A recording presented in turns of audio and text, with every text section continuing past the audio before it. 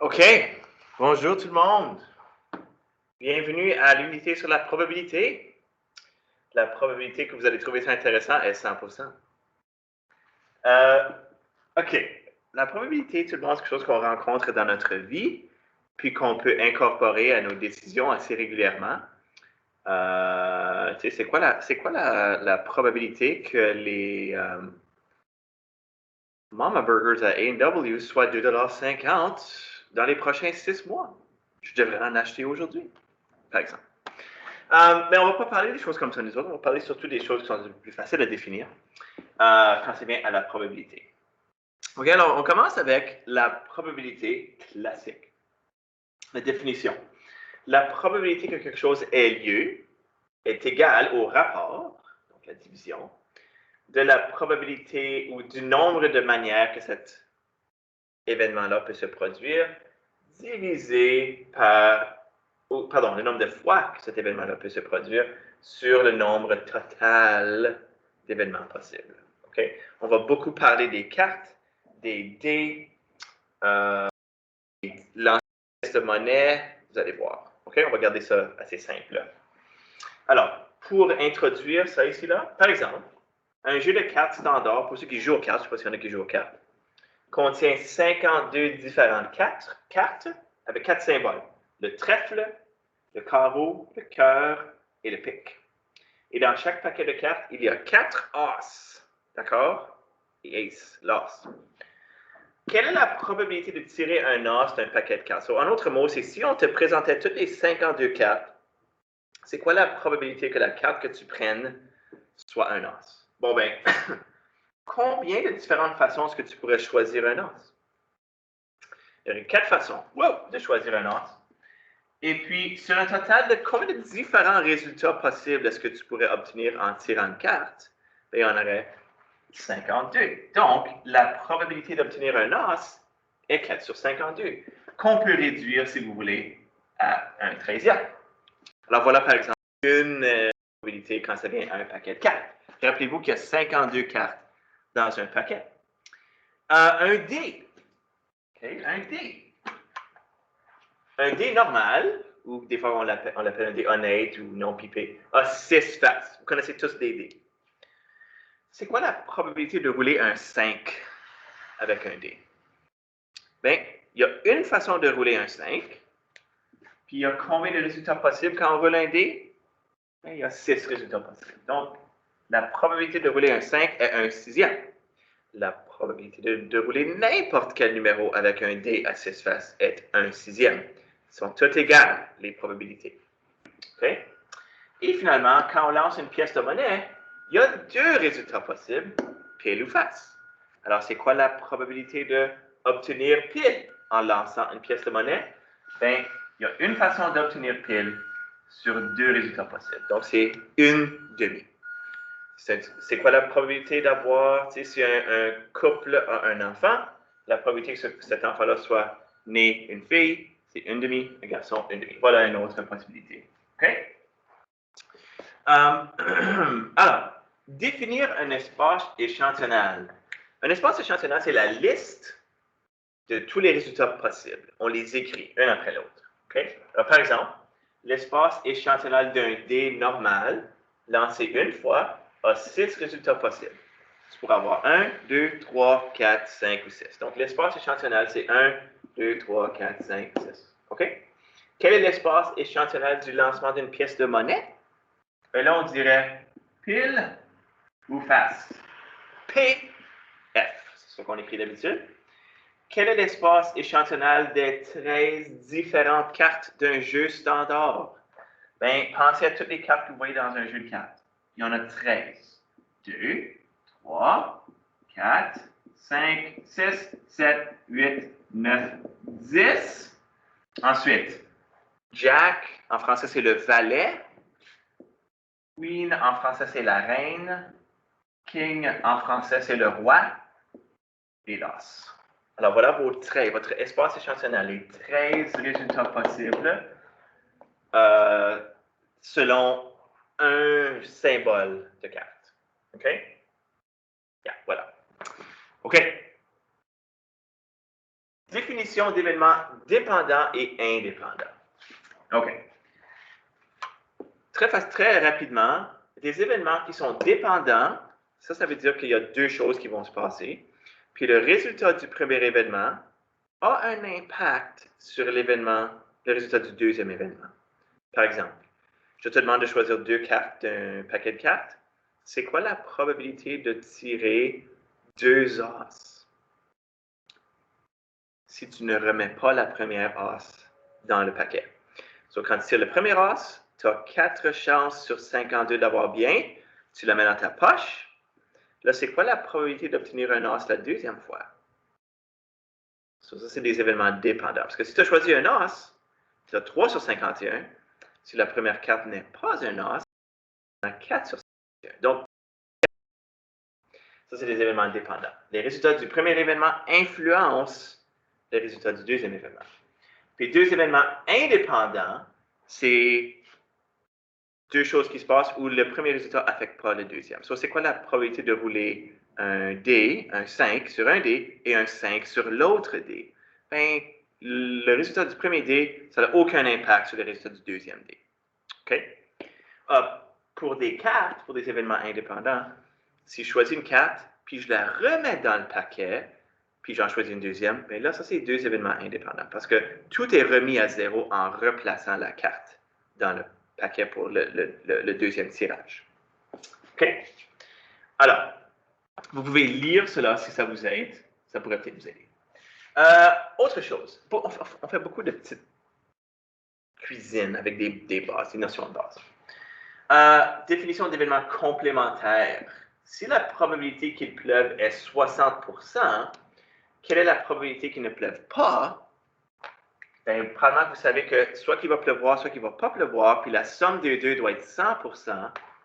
Donc, ça serait 40%. Okay? Comment es-tu arrivé à cette probabilité? Probablement que tu as fait 100 moins 60, qui est égal à 40. Hein? Alors, si la réalisation de l'événement est certaine, alors la probabilité de cette réalisation est 1 ou 100%. On pourrait dire ou 0,4 pour la probabilité qu'il ne pleuve pas. Si on le met en pourcentage, on multiplie par 10, par 100, pardon, ça va être 40%. Si c'est décimal, c'est juste 4 dixièmes.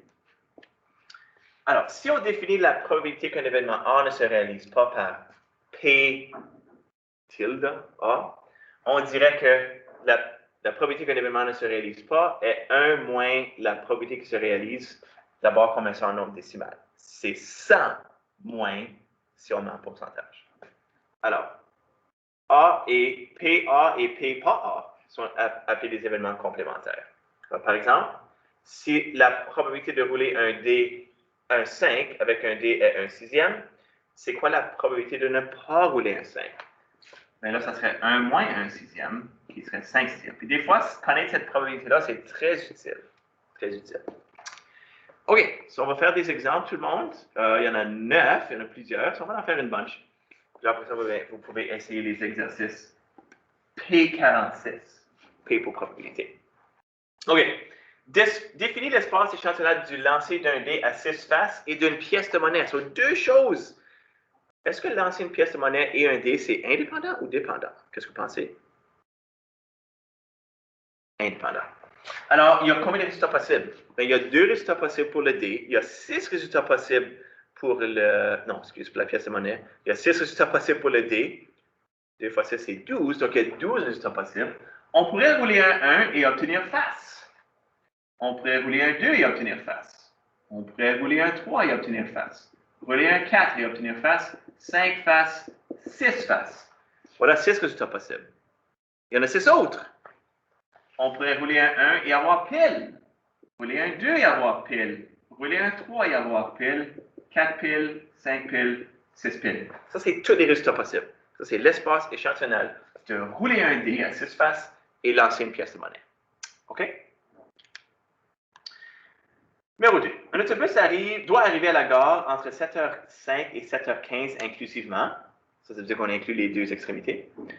Un train doit arriver entre 7h11 et 7h17 inclusivement. Alors, autobus, train.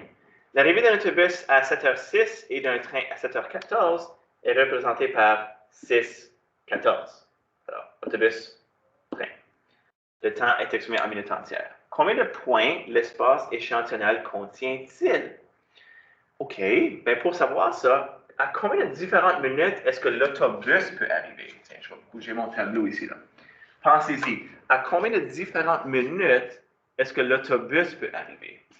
Donc, si on regarde à A ici, l'autobus, lui, pourrait arriver à 7h05, 6, 7, 8, 9, 10, 11, 12, 13, 14, 15. Il y aurait 11 possibilités. Puis le train, lui, c'est 7h11, 12, 13, 14, 15, 16, 17. Il y a 7 possibilités. Et pour trouver le montant de possibilités comme l'espace échantillonnel, le montant de points, on va multiplier ces deux choses-là. 11 fois 7, 77 possibilités. 77 différentes combinaisons. En combien de points l'autobus et le train arrivent-ils en même temps? Mais l'autobus, lui, c'est entre 7h05 et 7h15. Le train, c'est entre 7h11 et 7h17. Donc, quand est-ce qu'il pourrait arriver en même temps? Bien, il pourrait arriver en même temps à 11h11. Autobus à 7h11, train à 7h11. Ils pourraient tous les deux arriver à 12h12, 13h13, 14h14, 15h15. Puis je pense pas qu'on va aller plus loin que ça parce que l'autobus ne peut pas arriver après 7h15. Donc voilà, il y a 5 points où il pourrait arriver à exactement la même minute. Comment souvent est-ce que l'autobus arrive après le train? OK, bien le plus tôt que le train peut arriver, lui, c'est 11. Donc, pensez à toutes les façons que l'autobus peut arriver après 7h11. Bien, il pourrait arriver à 12, il pourrait arriver à 13, il pourrait arriver à 14, puis il pourrait arriver à 15. Donc, on pourrait avoir 12, 11, 13, 11, 14, 11, 15, 11. Bien, si le train arrive à 7h12, le train, lui, pourrait arriver à 7h. L'autobus, pourrait arriver à 7h13. Il pourrait aussi arriver à 14. Il pourrait aussi arriver à 15. Pendant que le train, lui, arrive à 7h12 à chaque fois. Si le train arrivait à 7h13, l'autobus pourrait arriver à 14 ou 15. Puis si le train arrivait à 14, l'autobus pourrait arriver à 15. Puis ça, c'est les seules façons que l'autobus peut arriver après le train. Il y aurait 10 façons, 10 différentes manières que l'autobus peut arriver après le train. Alors là, si on vous demande, c'est quoi la probabilité que l'autobus arrive après le train? Bien, il y a 10 résultats, 10 façons que ça peut se produire, sur un total de 77 possibilités. 77 différentes manières qui peuvent arriver à la gare. Donc, la probabilité pour D, ça serait 10 sur 77. La probabilité que l'autobus arrive après le train serait 10 sur 67. 10 résultats favorables sur 77 résultats possibles. OK? OK. Ça, c'est un exemple un peu long. Je pense que les autres vont être pas mal moins longs. OK? So, allons-y. OK. Si la probabilité de gagner un match est de 1 sur 31, ça, c'est pas des bonnes probabilités. Quelle est la probabilité de la perdre? Bien, un match va être perdu et un match va être gagné. Donc, on sait que la somme des deux doit être 1. Donc, si la probabilité de gagner un match est 1 sur 31, la probabilité de cette équipe-là de le perdre serait 30 sur 31. 1 moins 1 sur 31, qui serait 30 sur 31. Donc, il y a une très, très, très grande chance de perdre le match. Tu pourrais gagner beaucoup d'argent s'il gagne. OK, numéro 4. La probabilité que Nathalie soit en retard pour la classe est 8/11e. On pourrait mettre H, là. Et 8/11e. Quelle est la probabilité qu'elle ne soit pas en retard? Mais soit qu'elle va être en retard ou elle ne sera pas en retard. Donc, la probabilité qu'elle ne soit pas en retard serait 1 moins 8/11e, qui serait 3/11e. Donc, forte chance qu'elle va être en retard, parce qu'elle est seulement à l'heure 3 fois sur 11. OK. Quelle est la probabilité de ne pas tirer un as d'un jeu de cartes? On peut faire ça ici de plus qu'une façon. C'est quoi la probabilité de tirer un as? On a fait ça tantôt. C'était 4 sur 52. Alors, la probabilité de ne pas tirer un as serait 1 moins 4 sur 52, qui serait 48 sur 52 ou 12 sur 13. On pourrait y penser d'une autre façon. On dirait combien ne sont pas des as dans un paquet de cartes? Ça, c'est qu'il y a 48 cartes qui ne sont pas des as. Donc, 48 sur un total de 52 cartes ne seraient pas des as. Voilà, 48 sur 52. Une autre façon de le trouver. Mais on peut le faire avec la complémentarité aussi. Que c'est 1 moins la probabilité de tirer un as, qui serait 4 sur 52. Il y a 4 as dans le paquet de cartes.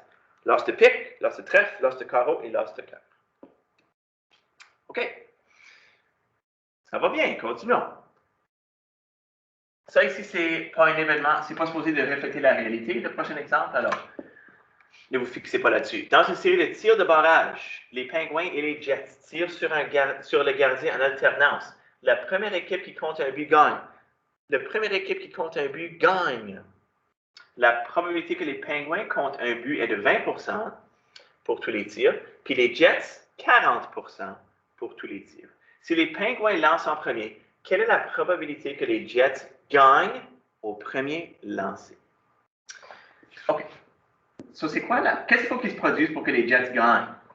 Il faut que les Pingouins manquent, puis ensuite que les Jets marquent un but. So, il faut qu'il y ait deux choses qui arrivent. Il faut qu'il y ait il faut que ce soit les Pingouins manquent, ça je mets un petit X, puis que les Jets marquent un but, ça je mets un crochet. C'est quoi la probabilité que les Pingouins manquent? Bien, ils font un but 20% du temps, donc ils manquent 80% du temps. Soit 0,8. Puis c'est quoi la probabilité que les Jets marquent un but la première fois? 40%. Donc 0,4. Multipliez vos valeurs ensemble. Ce sont des événements qui arrivent un après l'autre. On va les multiplier. C'est comme ça qu'on fonctionne. Ça fait 0,32. 32% de chance que les Jets gagnent au premier tir. OK, maintenant, si les Pingouins lancent en premier, quelle est la probabilité qu'ils gagnent au troisième tir? So, Pingouin tire, Jets tire. Pingouin tire, Jets tire, Pingouin tire. Les 4 premiers tirs sont manqués, puis le 5e est un but. So, si vous faites votre probabilité, on va X, crochet. Manque, score. Pingouin manque 80% du temps. Les Jets manquent 60% du temps. Donc, c'est 0,8 fois 0,6 fois 0,8 fois 0,6 fois 0,2. Le but est marqué au 5e tir. Ça fait 0,046 ou 4,6%.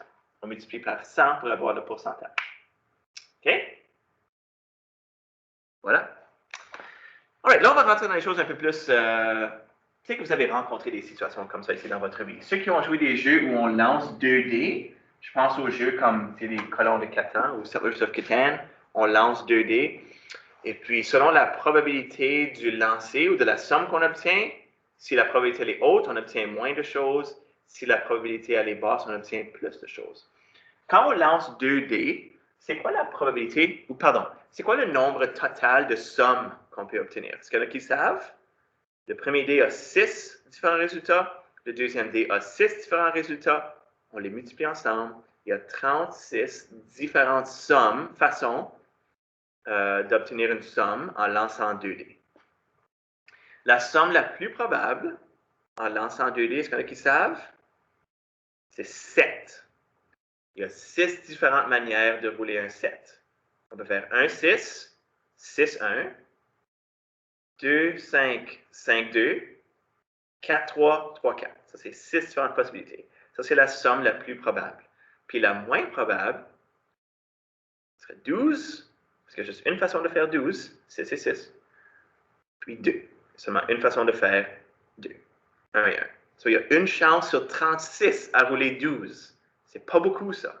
Il y a une chance sur 36 à rouler un 2. C'est pas beaucoup, ça. C'est quoi la probabilité d'obtenir une somme de 6 en lançant 2D? quand même différentes façons qu'on peut faire 6. Bien, si on roule 3-3, ça fait 6. Il y a une façon de rouler un 3-3. On peut avoir 2-4 ou 4-2. Ça, c'est deux différentes façons. On peut avoir 1-5 ou 5-1. C'est une autre façon. So, il y a 5 différentes manières d'obtenir 6, une somme de 6 en roulant 2D. Alors, la probabilité, c'est 5, le nombre de résultats favorables, 5, sur le nombre de résultats possibles, qui est 36. So, c'est 5 sur 36. So, la prochaine fois que vous jouez un jeu et vous pensez à la probabilité d'obtenir une somme en particulier, pensez à ça. C'est combien de résultats sur 36 vont m'aider? Rouler un 12 ou un 1, comme je dis, 1 sur 36. Très peu probable. La somme la plus probable, c'est 7. Et c'est pour ça qu'elle remporte le moins dans le jeu de Sellers. C'est quoi la probabilité de ne pas obtenir un 6 lorsque tu lances 2D? OK, bien, utilisons la complémentarité. Si la probabilité d'obtenir un 6 est 5 sur 36, c'est quoi la probabilité de ne pas obtenir un 6? Et ce serait 1 moins 5 sur 36, qui serait 31 sur 36. OK? Et la dernière question, c'est de classer les événements selon s'ils sont indépendants ou dépendants. Pas difficile. On lance une pièce de monnaie et on lance un dé. Indépendant ou dépendant? Est-ce que le résultat de la pièce de monnaie affecte ce que tu vas voir quand tu roules le dé? Non. Indépendant. Tirer 2 cartes sans les remplacer. Soit tu tires une carte et tu ne la mets pas dans le paquet. Quand tu en tires une deuxième, alors ça, c'est des événements dépendants. Parce que le résultat du premier événement va influencer ce qui arrive au deuxième événement. Puis tirer 2 cartes et les replacer dans le paquet. Soit tu tires une carte, tu la regardes, tu la remets, tu en tires une deuxième, tu pourras avoir la même. Donc ça, c'est 2 événements indépendants. Ça, c'est indépendant, dépendant, indépendant. OK, so avec cela, essayez les exercices P46, pardon, numéro 1 à, je vais regarder, 13, je pense. Ça, c'est des vieux exercices. Numéro 1 à 13. Non. 1 à 8. Amusez-vous avec ça. OK? Bonne chance. À la prochaine.